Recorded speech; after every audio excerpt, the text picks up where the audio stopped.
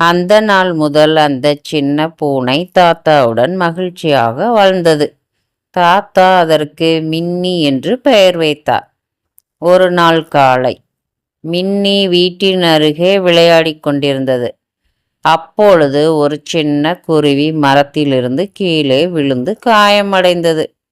மின்னி உடனே தாத்தாவிடம் ஓடிச் சென்று மியாவ் மியாவ் என்று அழைத்தது. தாத்தா என்ன நடந்தது என்று பார்த்தார்.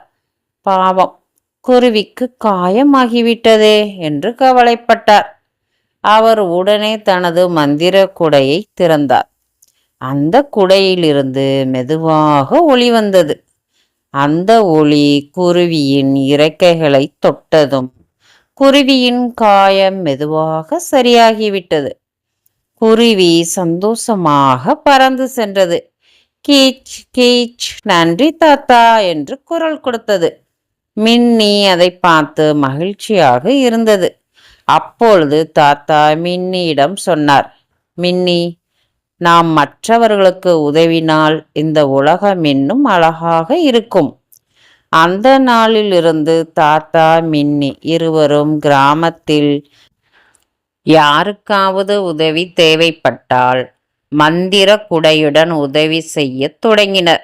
கிராம மக்கள் எல்லோரும் தாத்தாவை நல்ல மனசு தாத்தா என்று அழைக்கத் தொடங்கினர். நீதி: மற்றவர்களுக்கு உதவி செய்தால் உலகம் மகிழ்ச்சியாகும். எந்த கதை உங்களுக்கு பிடிச்சிருந்தா லைக் பண்ணி, ஷேர் பண்ணி, கமெண்ட் பண்ணி, சப்ஸ்கிரைப் பண்ணுங்க. சப்ஸ்கிரைப் பண்ணி சப்போர்ட் பண்ணுங்க.